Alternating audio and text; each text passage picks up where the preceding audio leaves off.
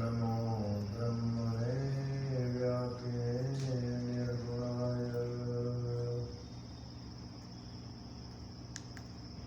नमस्तस्मै सदेकस्मै कस्मै चिन्महसे नमः यदेतद्विश्वरूपेण राजते सुराजते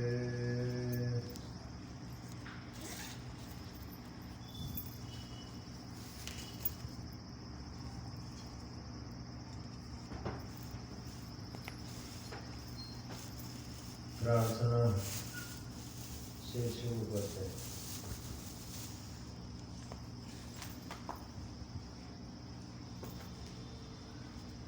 ऐसे हाथ जोड़े,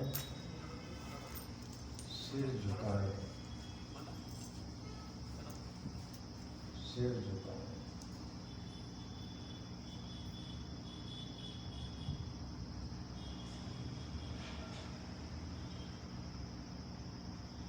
सिर ये जो ठोडी है ये गड्ढे की तरफ जानी चाहिए, नहीं तो वो विचार आएंगे बहुत ज़्यादा।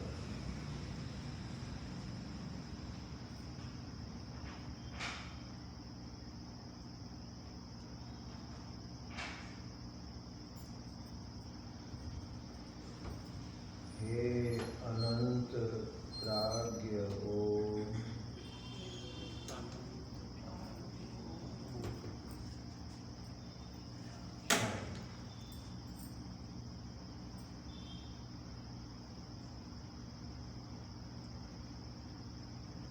हे अनंत प्राज्ञ ओम,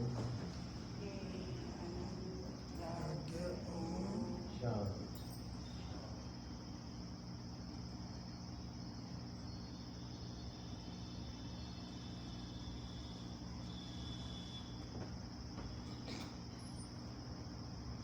मुझ में सद्बुद्धि सद्भाव संयम जागृत रहे। मुझ में सद्बुद्धि संयम भाव जागृत रहे। शांत, शांत बोलना नहीं है, शांत रहना है। मुझ में सद्बुद्धि सद्भाव संयम जागृत रहे। मुझ में सद्बुद्धि सद्भाव संयम जागृत रहे।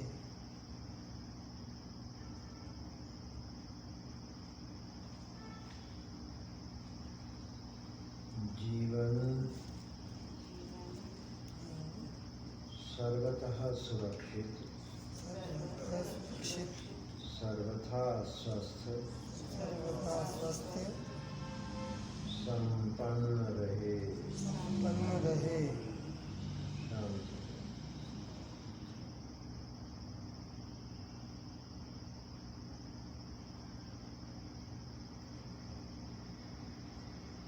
जीवन सर्वथा सुरक्षित, जीवन सर्वथा सुरक्षित, सर्वथा स्वस्थ, सर्वथा स्वस्थ, संपन्न रहे। संपन्न रहे।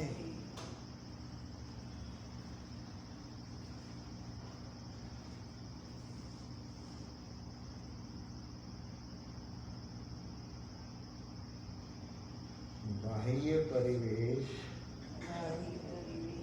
बाह्य प्रवेश संतोषप्रद रहे।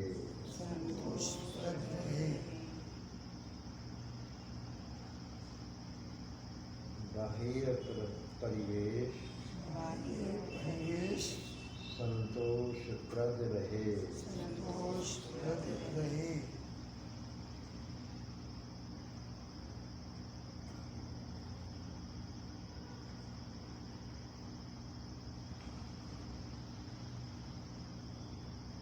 ब्रह्मात्मानंद में ब्रह्मात्मा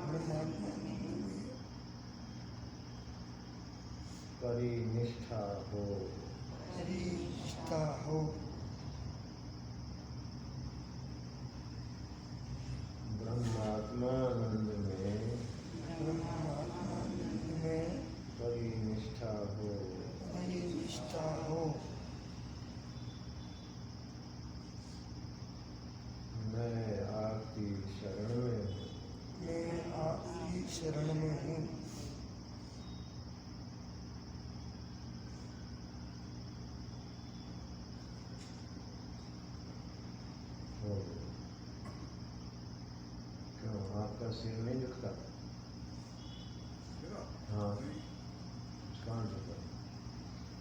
माता जी का भी नहीं झुकता, अभी दुखता है। माता जी का भी सिर नहीं झुकता। इसका मतलब ये हुआ कि माता जी में अभिमान की मात्रा ज़्यादा है। ये अभी ऊपर किया था मैंने। ये भी लक्षण है। जिनका सिर नहीं झुकता उससे आप समझ लीजिए कि अभिमान उनमें ज़्यादा है।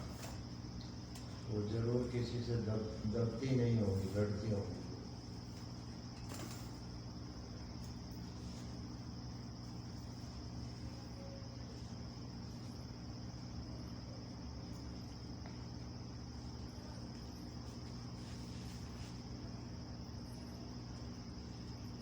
इस तरह से प्रार्थना करनी है और जिसको जितनी करनी हो भर पेट करो और फिर देखो भगवान आपको क्या जवाब देते।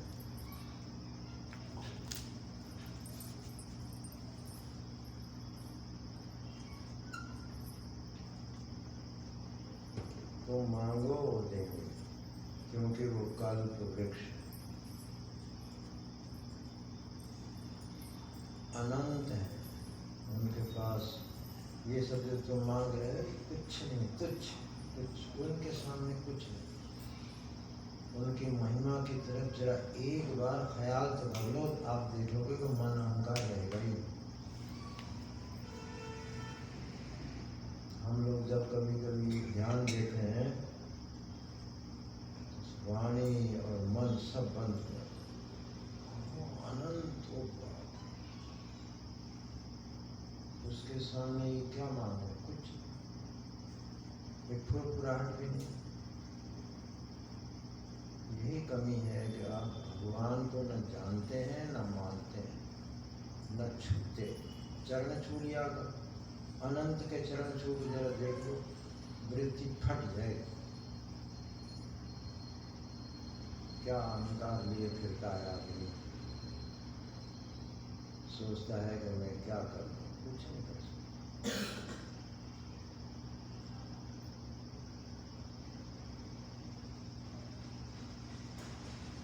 सिर्फ भगवान की महिमा पर ध्यान देने मात्र से सच्ची भक्ति प्रकट होती। ठाकुर जी लिए थे जैसे गोद में खिला रहे, उन्हें और अनंत को परिचिन्न कर रहे। उनको गोद में तो इसलिए दिया था कि थोड़ा सा भाव बने, तो फिर उसको देखो तुम कौन हो। अरे आपको पता है नासा ने बड़े बड़े कैमरों का प्रयोग करके देखा आकाश में, एक आकाश गंगा नहीं आई कैमरे में, और ऐसी ऐसी वो कहता है। अभी उन्हीं के उसकी इंग्लिश का हिंदी अनुवाद कर रहा हूँ मैं। अरबों अरबों अरबों ऐसा 3 बार लिखा। अरबों अरबों अरबों ब्रह्मांड है, कभी कल ना हम उसको नाप सकते हैं ना गिन सकते।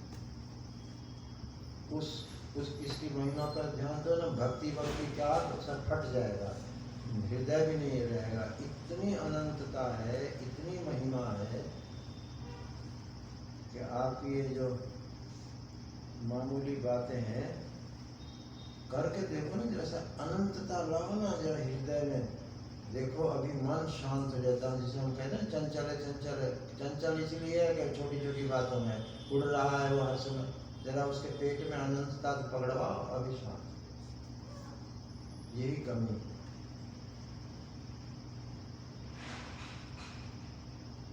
अनंत, इसीलिए मैंने स्तुति में उस शब्द को डलवाया है कि अगर आपका ख्याल भी चला जाए अनंतता पे, तुरंत मन शांत।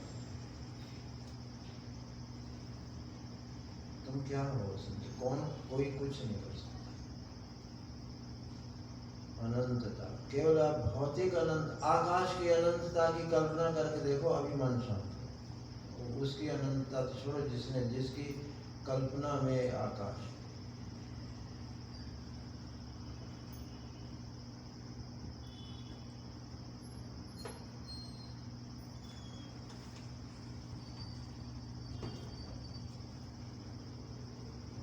हे अनंत, ये एक ही भगवान की तारीफ जो है वो अपने आप में इतनी परिपूर्ण है कि आप उसे ही नहीं संभाल सकते।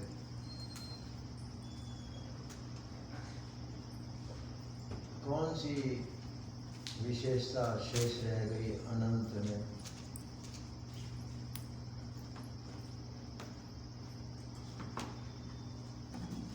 इसलिए तुम्हें पता होगा ओम का कोई अर्थ नहीं है। हमारे शास्त्रों ने ये कह दिया कि अविषय है, ओम का अर्थ आप नहीं जान सकते।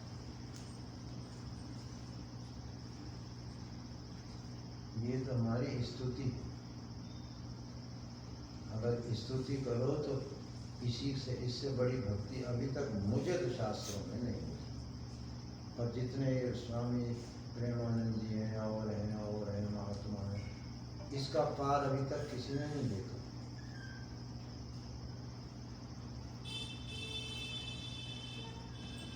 अनंतता में क्या ये मैं रह पाएगा?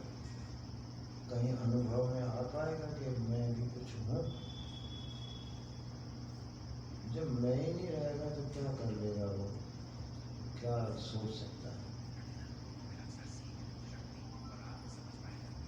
ये जो मैंने स्तुति तो भगवान की इतनी है कि 240 पेज की पुस्तक छपवाई है मैंने भगवान की महिमा के।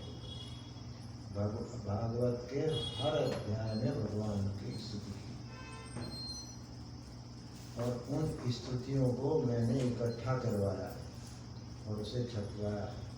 अब तुम सोचो 240 पेज की स्तुति और जितनी और करना चाहो करो, उसको एक शब्द में बोलना हो तो वो शब्द है अनंत। जहाँ वृत्ति भी शांत हो जाती है, मन शांत हो जाता है, अनंत। जरा छू के देखो ना, शब्द मत बोलो, अनंत के अर्थ को जरा टच तो करके देखो। मन एक झटके में पवित्र हो। अंतःकरण की शुद्धि परिच्छिन्नता में, सीमाओं में नहीं होती, मैला होता है बेटा। अनंतता से ही शुद्धि होती। ओम शब्द ऐसा है जो सारे ऋषियों ने, सारे वेदों ने छांट के लिखा। अर्थ कुछ नहीं होता। अर्थ क्या होता है बताएं? सुषुप्ति शेष। कुछ हाथ में लग ही नहीं सकता, पर है। हाथ कुछ नहीं लगता, पर एक महान अस्तित्व है। ये महान शब्द भी अनंतता के निकट है। आप सोचो, महान सोचना पड़ेगा। भक्ति इसी का, भक्ति वृत्ति है। आपको वैसा ख्याल बनाना पड़ेगा तब भक्ति है। शब्दों को दोहराने का नाम भक्ति नहीं है, भावनाओं को दोहराने का नाम भक्ति है।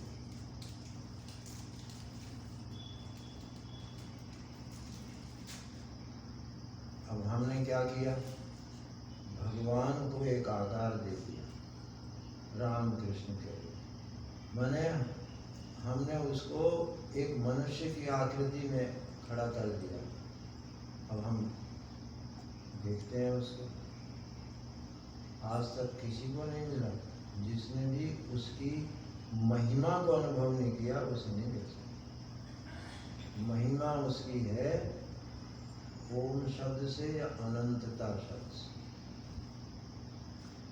फिर भी मांडूक्य उपनिषद, ये सब मैंने वेदों के शब्द दिए हुए हैं आपको, अपने बनाए नहीं है मेरे। एक मांडूक्य उपनिषद है, उसका एक शब्द है प्राज्ञ। उसके 5 अर्थ लिखे हुए हैं, वही मंत्र ही है। एष सर्वेश्वर, एष सर्वज्ञ, एष अंतर्यामी, एष योनि सर्वस्य प्रभवाप्ययी भूतानां। ये अर्थ लिखा हुआ है, एक मंत्र है।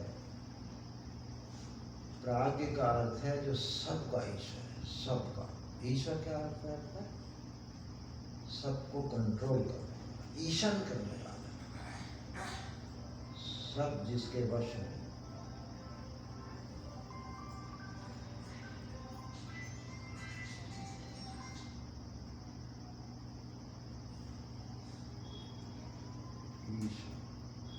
ईश, ईशावास्य उपनिषद है, वो ईश से ही शुरू होता है,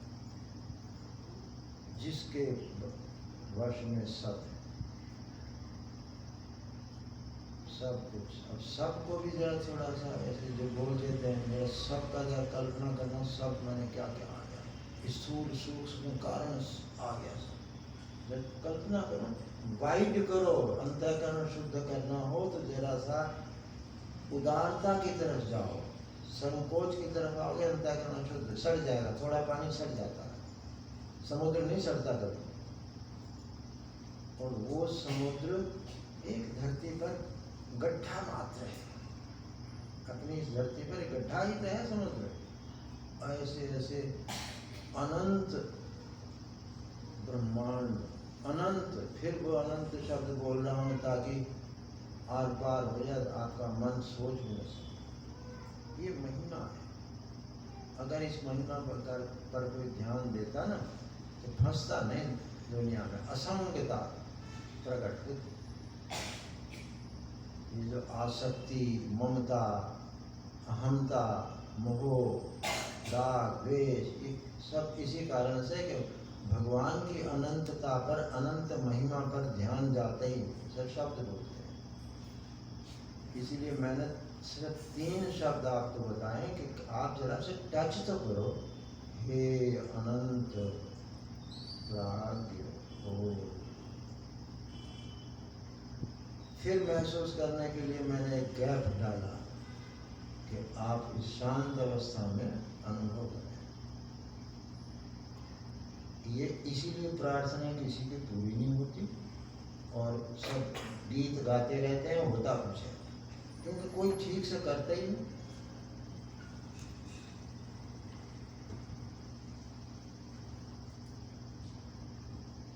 हे अनंत प्राज्ञ हो, अब तो याद हो गया होगा। याद भी मुझे कराना पड़ेगा और क्या करें। आपको पता है मुझे कितनी मेहनत करनी पड़ती है एक एक शब्द को विचार करके उसे सेट करना। और मुझे कुछ ऐसी भगवान ने दी है कि जितनी बार आप पूछोगे उतनी बार नहीं आएगी। अब ये नई प्रार्थना है, अब तक पता नहीं मैंने कितनी प्रार्थना लिखी होंगी, कितनी बताई होंगी, वो हर बार नहीं आती क्योंकि वो अनंत है। फिर हमने कहा कि प्रभु जीवन का जो संचालन है वो अकल से ही होता है, तो कम से कम ऐसी अकल तो दो जिससे हम जीवन को व्यवस्थित चला सकें। चाहिए कि नहीं चाहिए? अब अगर आपके अंदर जरा सा भी परोपकार का भाव हो, अगर आपके अंदर मानवता हो, तो कम से कम बच्चों को तो जरूर सिखा दो, उनसे कराओ, रटवाओ, इसको रटवाओ, है ना?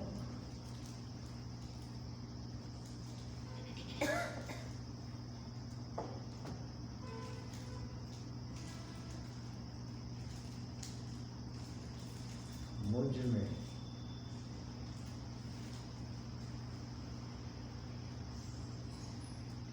सद्बुद्धि,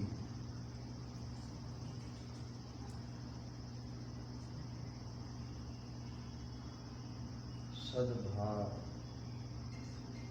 और संयम, इससे बड़ा बढ़िया जिसके अंदर ये तीनों चीज़ों, ऐसा कोई आदमी ढूंढ के दिखाओ जिसके अंदर ये तीनों चीजें होंगी, वो पूज्य होगा और आप उसको जाके प्रणाम करते होंगे। आपकी ये बहुत अद्भुत चीजें मांगी हैं हमने, आपको महिमा तो पता है नहीं, इसीलिए कोई रुचि नहीं दिखाते आप लोग। सद्बुद्धि है किसी के पास?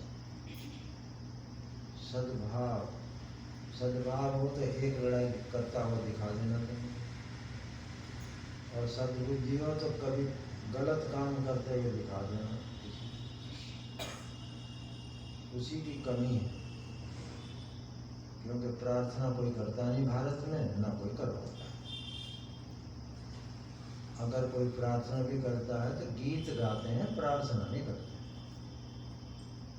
हे भगवान हमको तो ऐसा वरदान, ऐसी ऐसी कविताएं ऐसी घड़ रखी हैं, बच्चों से गवा देते हैं और बस हो गया। It is Shri.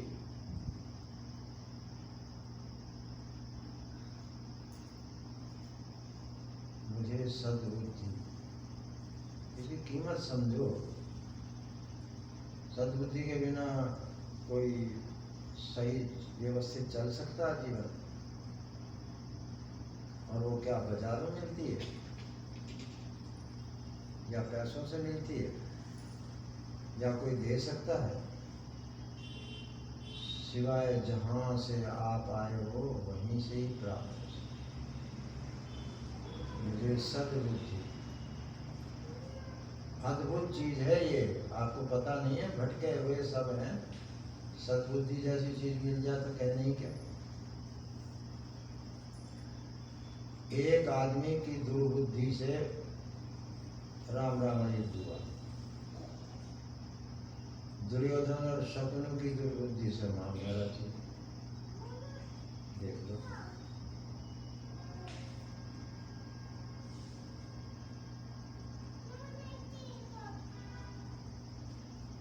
जिसकी तारीफ आप सुनते हो ना युधिष्ठिर की, मैं उसे अच्छा नहीं मानता। जुआ खेलता, जुआ, और भाइयों को जुए पे लगाता। कमाल है, कुछ समझ से बाहर निकल गई नहीं बात। भाइयों को और पत्नी को जुए में लगाता है। कोई बात माने, इसको समझे कितनी बड़ी बेहद मूर्खता से भी डबल मूर्खता, बेहोश आदमी का काम। वो भाइयों को संपत्ति मान रहा है, पत्नी को संपत्ति मान रहा है। ऐसी अकल थी, तारीफ करते हैं धर्मात्मा था।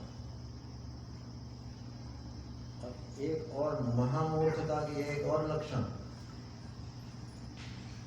एक बार खेला, माफ कर, गांधारी ने माफ करवा, फिर दोबारा खेला। मैंने इतना सब होने के बाद फिर दोबारा, इससे पता लगता है ना कि महामूर्खता हुआ। इसीलिए आपको पता है महाभारत के बाद क्या हुआ?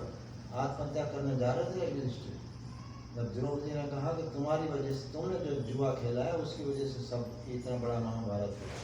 कितना बड़ा पछतावा हुआ उन्हें कि रोते रोते 2 साल तक श्री कृष्ण द्वारिका ही नहीं गए, वहीं हस्तिनापुर रहे, केवल उनको उनके दुख को शांत करने के।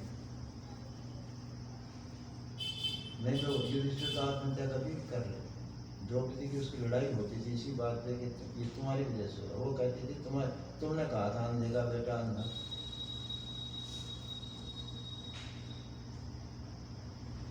तो वो कहती है जुआ मैंने खेला। लड़ाई ऐसी तो होती है ना, आपस में लड़ाई होती है। बस ये किसी के गले उतर सकती है ऐसी बात के जुए में अपनी पत्नी को अपने उनको लगाया जाए, कोई है ना? गले नहीं उतर सकती बात नहीं। ये बात उन लोगों ने की है, बताइए। चाहिए नहीं सद्बुद्धि? बोलो। युधिष्ठिर को भी आवश्यकता थी सद्बुद्धि की, सद्भाव की। क्या भाइयों के प्रति सद्भाव था? अगर किसी के प्रति हम तो उस चीज को बचाएंगे, क्या भाइयों को, भाई का कोई इस काम के लिए कि हम जुए पे लगा दें?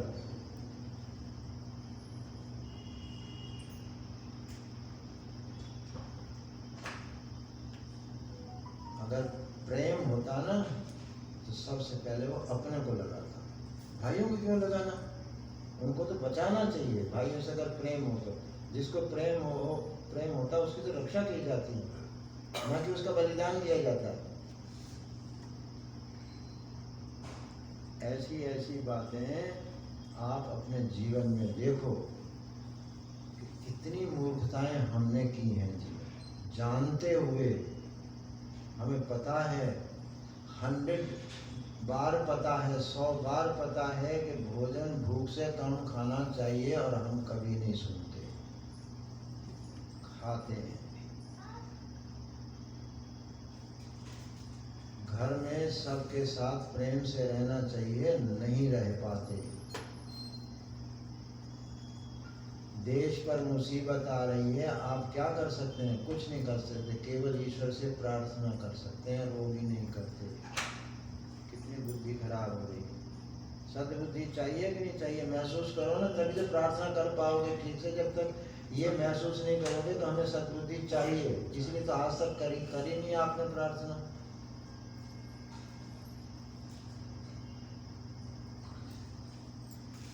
सद्भाव चाहिए। बुद्धि होती है, बुद्धि के बाद ये जानना फिर मानना। सद्भाव चाहिए। भावनाएं, वृत्तियां, ख्याल वो भी सत्य के अनुसार होने चाहिए, सही होने चाहिए। ये मांगो, क्योंकि आ नहीं रहा।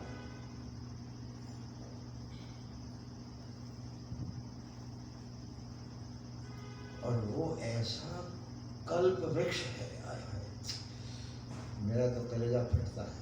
भगवान की एक बात को याद करते ही लगता है क्या अनंत, फिर कल्प वृक्ष, जो मांगो सो मिलता। क्या एक ऐसी वस्तु है और यहीं उपस्थित है, और आपके इस आकाश के रूप में उपस्थित है। मैं पक्का कह रहा हूँ, तुम इसे झूठ मत मानना, क्योंकि तुम्हारे में प्यास नहीं है, इसलिए मैं कितना भी शरबत पिलाऊं, पानी पिलाऊं, तुम्हारी समझ में नहीं आएगा।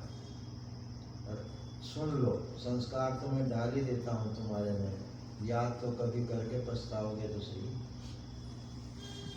यही आकाश, ये बताओ कहाँ तक है? कोई है कल्पनाशील व्यक्ति जो कल्पना करके बताए कि वहां तक है? अनंत है, था नहीं है, कोई बुद्धि उसे न समझ सकती है न पकड़ सकती। वो कल्प वृक्ष हमारे सामने। मैं मांगना भी सिखा रहा हूँ, जरा इस पे ध्यान दो। यही कृष्ण है, मैं पक्का कह रहा हूँ, नहीं तो कृष्ण के वचन सुना दूंगा अभी गीता से। यही कृष्ण है, यही तुम्हारे इष्ट हैं, जो तुम्हें ओत प्रोत किए हो, अंदर बाहर हो, सब चारों ओर से, सारे अनंत ब्रह्मांडों को जो ओत प्रोत किए हुए, उसी का नाम भगवान है। उससे हम प्रार्थना कर रहे हैं, हे अनंत प्राज्ञ हो। ऐसे भावना से करो, भगवान को की महिमा को महसूस करके बोलो। बोलना तो है तुमने, तो राड़ क्यों काटनी? न करो प्रार्थना, जैसे अब तक नहीं करते हो, मत करो। परंतु मैंने जो प्रार्थना मानी बड़ी वजनी है, शब्द वजनी है, छोटी तो जरूर है पर भारी। एक सूत्र में सब समाया हुआ, हे अनंत प्राज्ञ हो। ऐसे भावना से करो, जरा महसूस करते हुए करो। कोई राड़ थोड़ी काटनी है, तो फिर वो भी राड़ काट देंगे, वो कहेंगे ठीक है, ऐसे सपना दिखा दो, छुट्टी करो।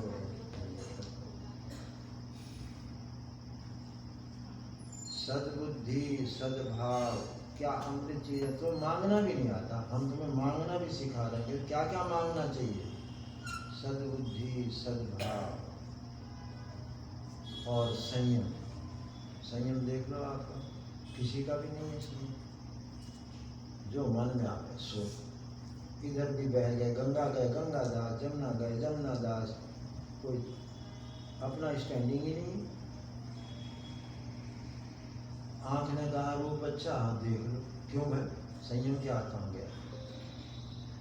जीव ने मांगा, तुरंत वहां फिसले पड़े। संयम चाहिए। आपको पता है संयम शब्द का अर्थ कितना गंभीर है। योग दर्शन जैसा फिलोसॉफी, त्रयम एकत्र संयमः, धारणा, ध्यान, समाधि, इन तीनों एक जगह जहाँ आते हैं तब संयम। बहुत बड़ी व्याख्या कर दी है। संयम शब्द मामूली शब्द नहीं है।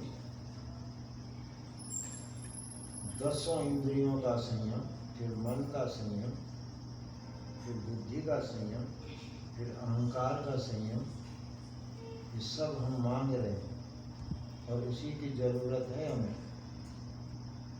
आप सच बताओ, इसके बिना न भक्ति हो सकता है, न शुभ कर्म हो सकता है, न ज्ञान हो सकता है, न जी पाओगे ठीक से।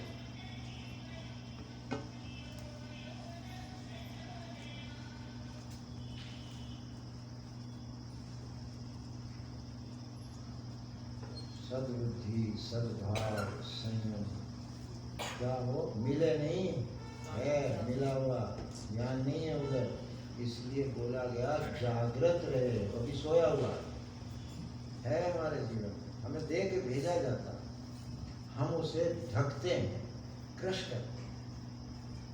सद्बुद्धि, सद्भाव, संयम भगवान दे के ही भेजते। हम संपन्न हैं पहले से, हमने आकर के कुसंग के कारण, गलत शिक्षा के कारण वो सब ओझल कर दिया। सद्बुद्धि, सद्भाव, संयम, जागृत रहे, इसी को भाव से आप मन में लाओ। बड़ी चीजें हैं, जल्दी से दिखाई नहीं देंगी पर आएंगी। अब संयम आ गया मान लो भगवान की कृपा से, मैंने क्या होगा, संयम तुम में है, बस अब तुम्हारा संयम शुरू हो जाएगा। खाने में, पीने में, उठने में, बैठने में, देखने में, सब में संयम शुरू हो जाएगा, अपना आप देख लेना।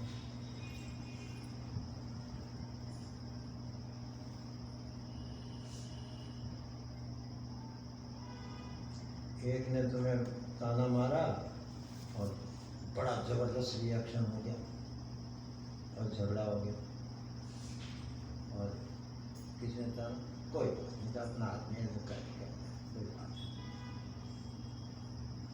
जरा सी बात का अंतर है, बुद्धि का ही फर्क है बस। और सद्भाव है, असद्भाव है। जिसका असद्भाव होगा वो गलत आपसे लेकर लड़ने लगेगा, और जिसमें सद्भाव है वो कहेगा इसको तो सचमुच मेरी शांति और सहिष्णुता की तो बहुत आवश्यकता है, ये तो देनी पड़ेगी हमें इसको।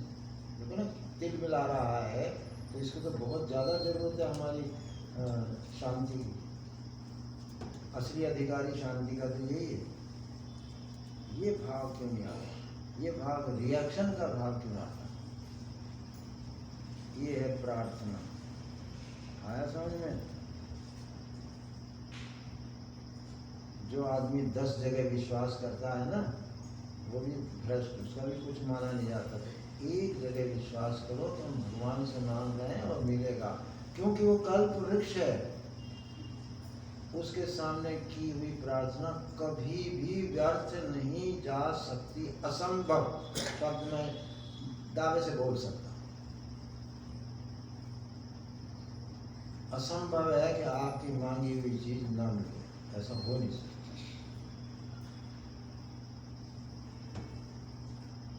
फिर सारे दुनिया इतनी परेशान है कि आप जरा हॉस्पिटलों को देख लो, 1-1 किलोमीटर पे कई हॉस्पिटल। लोग शरीर से इतने परेशान हैं, शायद कोई व्यक्ति नहीं है जो रोगों से ग्रस्त हो। 1% भी स्वस्थ हो ऐसा हम नहीं कह सकते। तो 1% भी तो बहुत, 100 में से 1, यहाँ तो लाख में से 1 हो सकता है कोई स्वस्थ हो।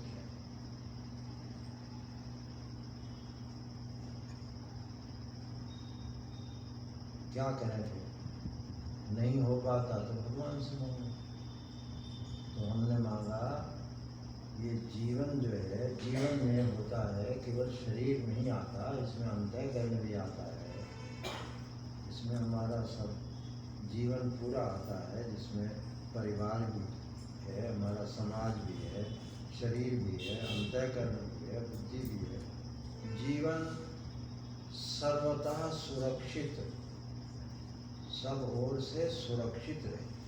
मांग के देखो, कभी कल्पना भी नहीं हो सकती। आप लोगों को तो भगवान का एहसानमंद होना चाहिए कि ऐसी सेटिंग प्रार्थना की कैसे है। कहीं आप दिखा दो इस तरह की प्रार्थना, इतनी सूत्र भाषा और इतनी बढ़िया पूर्णता लिए हुए है प्रार्थना।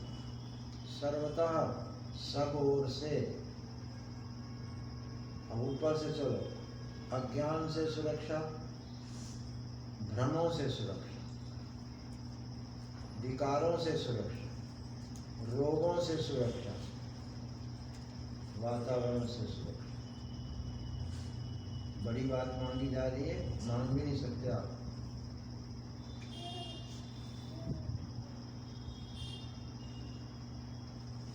ये सुरक्षा। और फिर आजकल के उसको भी लगा लो, मुसलमानों से सुरक्षा, चलो ये भी लगा लो। उसका भी आजकल एक आतंक है। अखबारों में तो है, कम से कम यहाँ कोटा में नहीं है तो क्या हुआ, अखबारों में तो है, समाचारों में तो है ही है आतंक। कुसंग से सुरक्षा।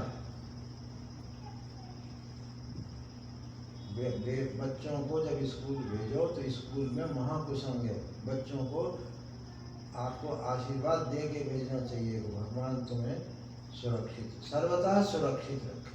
आशीर्वाद दे के भेजो, अपने लिए मांगो और उनको आशीर्वाद दो।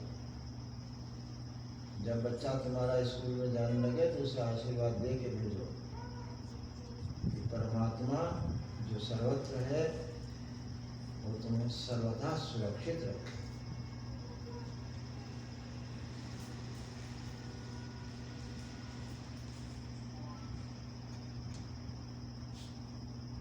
और दूसरा शब्द है सर्वथा, माने सब प्रकार से। तथा माने उस प्रकार से। यथा माने जिस प्रकार से। ये शब्द ऐसे बनते हैं, तो ऐसी सर्वतः शब्द है। परितः, सर्वतः। तो सर्वथा माने सब प्रकार से ये जीवन स्वस्थ रहे, सुरक्षित भी रहे और स्वस्थ भी। हालांकि सर्वथा सुरक्षा में रोगों से सुरक्षा आ गई, पर वो नेगेटिव शब्द है। अब पॉजिटिव शब्द दे रहे हैं, सर्वथा स्वस्थ है। अब स्वस्थ शब्द की जरा वजन देखो। स्व में स्थित शरीर प्रकृति से में स्वस्थ रहे, एक अर्थ आप यहीं तक रुक जाएंगे, पर स्वस्थ का अर्थ यहाँ तक नहीं है। स्व माने आत्मा, हम अपने स्वरूप में बाहर न बैठे। यह जीवन सर्वथा स्वस्थ रहे और क्या रहे, संपन्न रहे। कोई कमी न रहे, न धन की, न जमीन जायदाद की, न कोई अंग प्रत्यंग की, न कोई कमी मस्तिष्क में रहे, न बाहर की कमी रहे, न भीतर की कमी रहे। स्वस्थ तो संपन्न, सब प्रकार से संतुलित कर लो। प्रार्थना कहाँ तक करोगे? ऐसी परिपूर्ण प्रार्थना आपको दी है और फिर भी ना करो तो क्या शब्द बोला जाए? दुर्भाग्य, अभाग्य हो ऐसा तो मैं बोलूँ।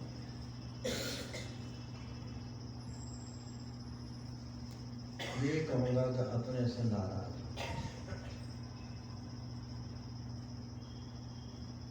अपने पर दया नहीं करते, अपने को दुखी रहने देना चाहते हो।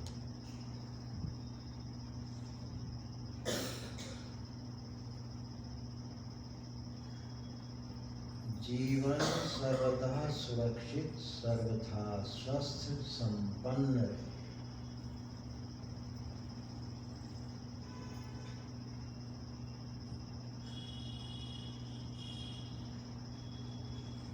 देखो, प्रवचन में सिर्फ इतना ही काफ़ी होता है कि भगवान से प्रार्थना किया करो। देखो, ध्रुव ने करी, प्रहलाद ने करी, सब ने करी, अमुक ने करी, नहीं होते प्रवचन खत्म। मैं तुम्हें प्रार्थना को, मेरा रोम रोम चाहता है कि आप जरा अपने अहंकार को थोड़ा सा ढीला करो, भगवान से मांगो जो वो दे सकते हैं और तुम्हें अनिवार्य आवश्यकता है जिसकी। जिसके बिना तुम असंतुष्ट जी रहे हो वो मांगो उनसे। इसलिए मैं ये नहीं कहता कि तुम्हारे पास नहीं, इसलिए मैंने जागृत शब्द डाला है कि वो जागृत रहे हमारे जीवन में, जागृत रहे, छिपी हुई है, दबी हुई है, आपकी ओर से उपेक्षा की हुई है उनकी, बस है वो।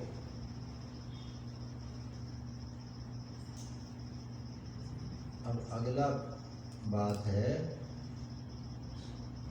कम से कम अपने बारे में सोचते हो, थोड़ा सा सबके बारे में भी सोच लो। हमारे पास में हमारा परिवार है, थोड़ा बाहर निकलो, मोहल्ला है, थोड़ा बाहर निकलो, नगर है, थोड़ा बाहर निकलो, हमारा प्रांत है, थोड़ा और बाहर निकलो, हमारा देश है और बाहर निकलो, पूरा विश्व है, ब्रह्मांड है, अनंत करोड़ ब्रह्मांड है, सब तुम्हारे ही हृदय में है। तो उधर से भी मैंने छोड़ा नहीं। क्या है कि जो परिवेश है, शब्द परि शब्द परि उपसर्ग का अर्थ होता है सब को जिसने ओत कर रखा है। परिवेश जो है वो संतोषप्रद रहे। हमें हमारा देश बहुत अच्छा, हमारा प्रांत बहुत अच्छा, हमारा परिवार बहुत, ऐसा संतोष होना चाहिए आपको।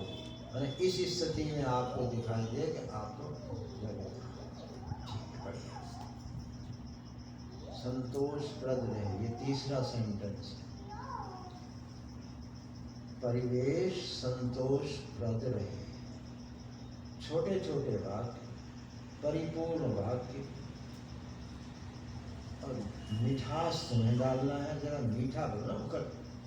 परिवेश स्वस्थ रहे, कोई डंडा मारना है किसी को, अपना जरा सा मीठा, थोड़ा मीठा बोलो, नम्रता से बोलो। तुम तो मांग रहे हो तो जरा नम्रता से मांगो। मैंने देखा प्रार्थना करने वाले ऐसी लाठी सी मारे भगवान को कि जैसे बिल्कुल देते हो कि नहीं देते। तो प्रार्थना और फिर मधुरता ना हो, नम्रता ना हो तो कैसे हो?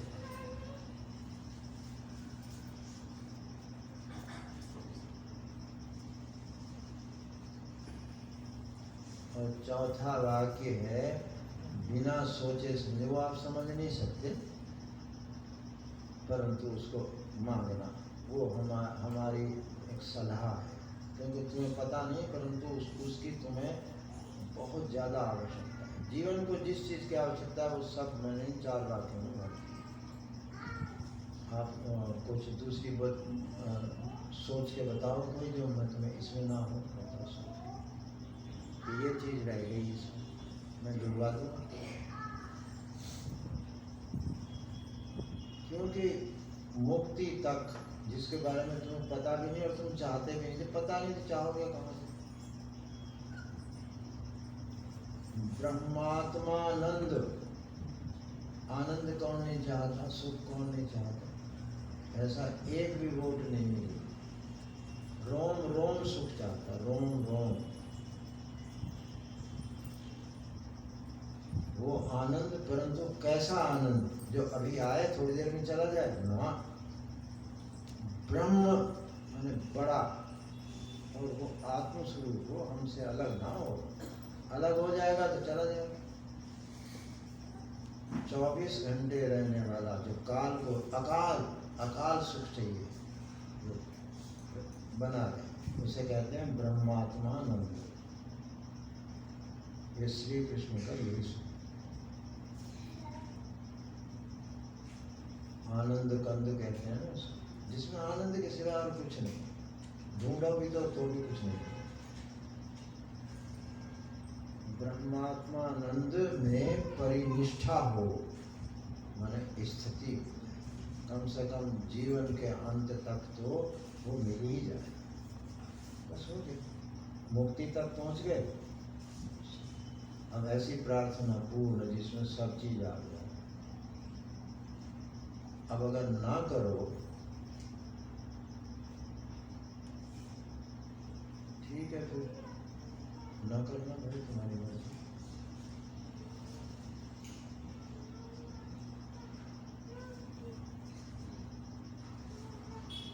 भगवान की कृपा पर एक बार ध्यान दे दो। घर बैठे बिना पूछे कोई वृद्ध व्यक्ति मरने से कुछ दिन पहले तुम्हें आके बता रहा है कि इस कृपा का तुम अनुभव कर सकते हो।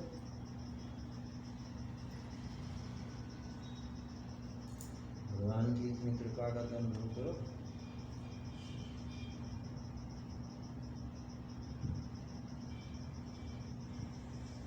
ये जो कल प्रार्थना मैंने लिखवाई थी उसको मैंने थोड़ा सा उस पर ध्यान दिला दिया। शब्दों पर ध्यान दिला दिया। केवल एक मैकेनिकल प्रार्थना नहीं होनी चाहिए, हृदय से चाहिए। मुझे ये चाहिए, मुझे सद्बुद्धि चाहिए, मुझे संयम चाहिए, मुझे सर्वथा स्वस्थता चाहिए। ऐसी प्यास के साथ में आप प्रार्थना करो तो फिर देखो होता है कि नहीं।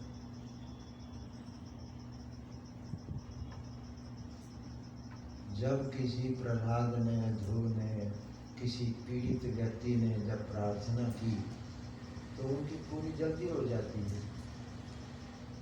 तो हमने उसकी स्टडी की कि जब वो पीड़ित व्यक्ति का हृदय उस समय किस स्थिति में होता है तो वो इसमें ऐड किया हुआ है जिससे तुम्हारी प्रार्थना विधिवत हो जाए। क्योंकि हर समय भाव नहीं रहता और हमारे हाथ में नहीं है कि हम जब भाव बनाना चाहें बन जाए। कभी बन जाता है, कभी नहीं बनता।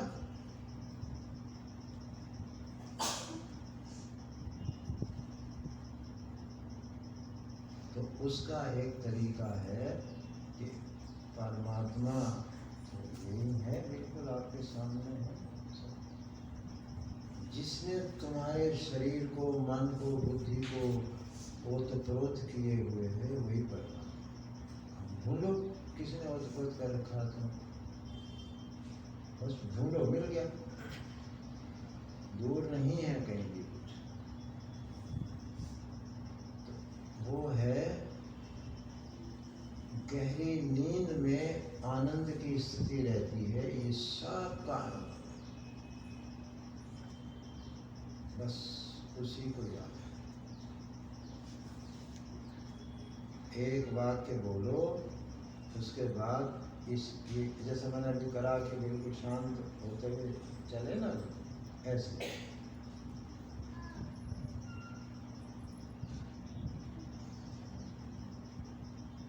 एक वाक्य बोल। मधुर गंभीर, ये दो शब्द याद रखना विधि में। मधुर और गंभीर वाणी से, मधुर और गंभीर वाणी से, उखड़ी उखड़ी वाणी नहीं, छिछली नहीं।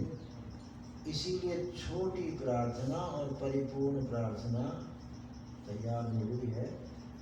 आप मधुर और गंभीर वाणी से बोलो और उसके बाद ऐसे शांत हो जाओ जैसे गहरी नींद में होता है। गहरी नींद में केवल आनंद होता है और कुछ नहीं, सबका अनुभव है। बस उस स्थिति में आ जाओ 10 सेकंड के लिए। तो ये प्रार्थना परमात्मा के सामने हो गई। अब लाइट के सामने जब रखोगे प्रकाशित कर देगा पट्टे से। देखो यार, मैं से ये लाइट है, इसके सामने मैंने एक उंगली की और वहाँ एक उंगली छपनी शुरू हो जाएगी। ऐसे ही आत्मा के सामने जैसी प्रार्थना आएगी तो उसे आकार दे देगा। माना आत्मा के सामने, परमात्मा के सामने प्रार्थना प्रकाशित होनी चाहिए, तब वो पूरी होती है। और जल्दी जल्दी बोली तो प्रकाशित तो हुई नहीं, तो कहाँ से पूरी होगी।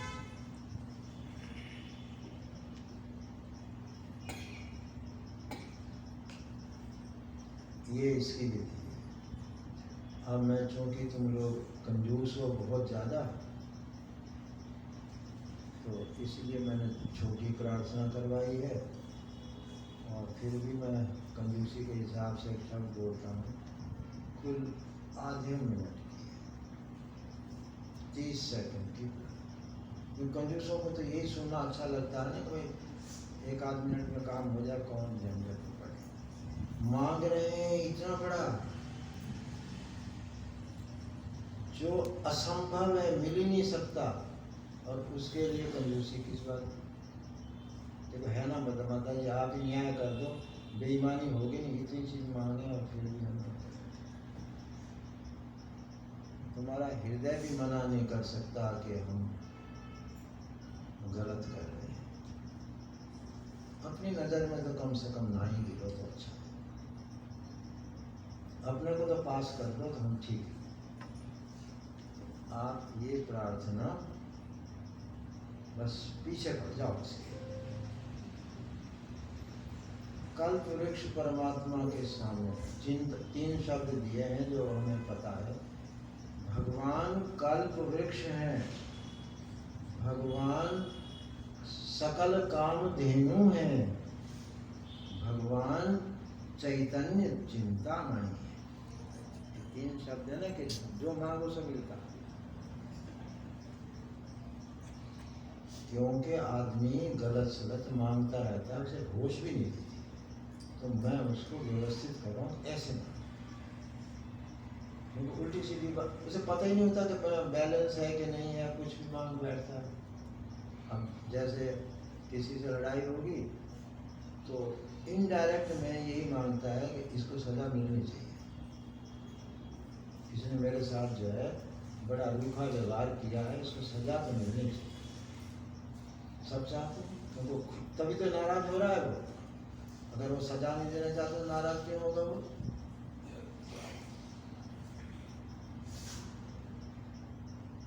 आपके लिए तो भगवान एक उपाय बता रहे हैं कि इच्छाएं जरा कम कर दो अपनी। पता नहीं क्यों ऐसा आ रहा है, आपके अंदर इच्छाएं जरा ज्यादा हैं, और इच्छाएं ना अपेक्षाएं, ऐसा होना चाहिए, ऐसा होना चाहिए, बच्चे ऐसे करें, पर दुकान पे ऐसा हो, ऐसा हो, ऐसा हो, इतनी अपेक्षाएं जो है, इसे थोड़ा शिथिल कर दो, ढीला कर दो। छोड़ने को तो मेरी क्या मजाल कि मैं आपको कह दूँ छोड़ दूँ, परंतु उसे शिथिल कर दो, थोड़ा सा ढीला कर दो। ढीला करते ही बुद्धि आ जाएगी। विनोबा भावे ने गीता के 2 अध्याय की टीका लिखते समय एक बहुत गजब की बात कही कि वृत्ति का पहला सेकंड आप अगर सावधान हो सकते हो, आगे गलत नहीं होता है। एक आवेग में आता है आदमी और गलत कर बैठता है। वो कहता है वृत्ति में जो ख्याल आते हैं, उसका पहला सेकंड थोड़ा सा छोड़, जाग जाओ, तो आगे अब गलत नहीं होगा। तब तक विवेक जाग जाएगा और कंट्रोल कर लेगा। जितने भी गलतियां होती हैं वो वेग में ही होती हैं, आवेश में आकर आदमी कर बैठता है।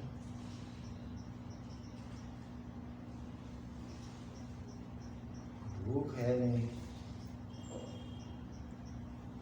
विघ्न बहुत हैं, क्योंकि घर वाले कहते हैं 1 रोटी और ले लो, थोड़ी सी खीर और ले लो, ये विघ्न है। अरे जितनी जरूरत है उतनी लो, क्या ये कोई नाटक थोड़ी है कि भाई और ले लो, और क्यों ले लो। शरीर के लिए भोजन है, शरीर को जितना चाहिए उतना दो, या और ले लो क्या होता है। फिर हम उसके चक्कर में आ जाते हैं कि बड़े प्रेम भाव से पूछ रहा है, तो प्रेम के साथ में तो क्यों रूखापन दिखाना। और हो रहा है वो अंदर से मन मांग रहा है, तन नहीं मांग रहा, मन मांग रहा है, तो खा लेंगे। इसीलिए मुझे संयम शब्द डालना पड़ा पहले वाक्य में।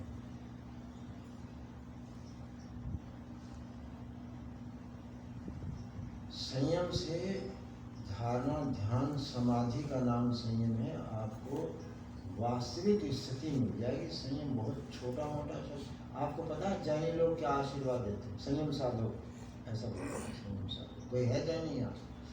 संयम साधो, ये आशीर्वाद देते हैं, क्योंकि वही बड़ा, जैनियों के जीवन में है ही सारा संयम ही, हर चीज का संयम करते हैं बस।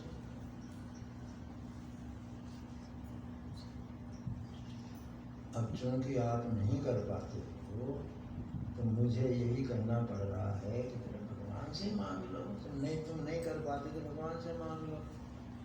शुरू में उधार मांग लो, फिर अपना जीवन चल जाएगा, फिर भगवान को कहना थैंक यू बस।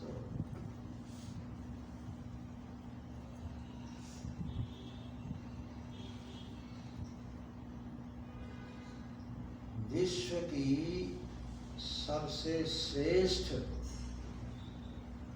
साधना है प्रार्थना, जिसे जप की आप बहुत महिमा सुनते हैं ना, कलयुग केवल नाम आधारा, जपत जपत न कुछ नहीं पारा, आप सुनते हैं ना। ये उससे भी पहले जप भी करने के लिए भगवान से प्रार्थना करनी पड़ती है, तब कहीं भगवान का नाम मुंह से निकल पाता है।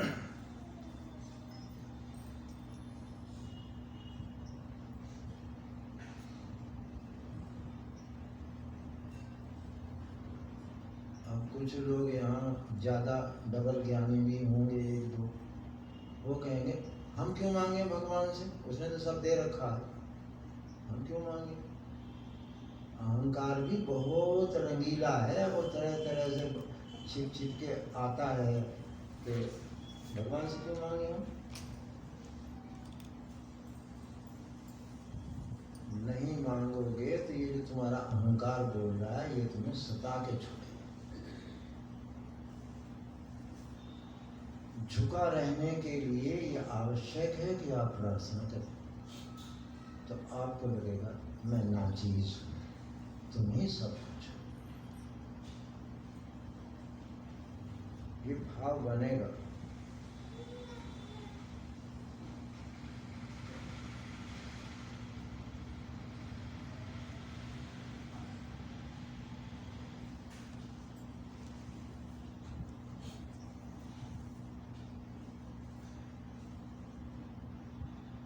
असल में तो इतना काफी है। प्रार्थना को छोटा करने के लिए आलसी लोगों के लिए, आलसी माने जिनको अपने पर करुणा नहीं है, जो अपने प्रति क्रूर हैं, उनके लिए मैंने छोटी प्रार्थना बनाई कि वो किसी तरह से कर लें। अब इनको क्या करो, ये 4 वाक्य हैं, इनके लिए एक कोड वर्ड बना, अभीष्ट।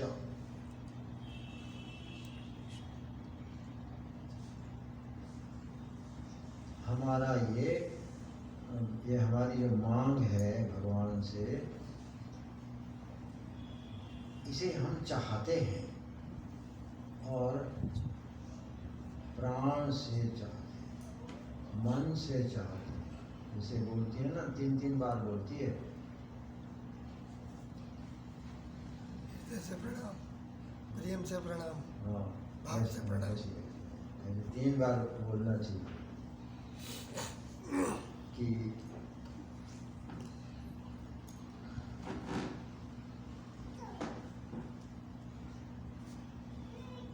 प्राण से, प्राण माने जीवन, जीवन की मांग अगर हो जाए तो जीवन बहुत जल्दी व्यवस्थित हो जाए। तुम्हारी जो मान्यता है ना, अब हम क्या करते हैं, तुम लोग करते नहीं हो, तो हम कहते हैं कुंडली देख लो, ज्योतिष देख लो, वो सब ऐसे ही होना था, ऐसे ही हो रहा है। फिर अब क्या करेंगे, संतोष के लिए तो ये कहना ही पड़ता है।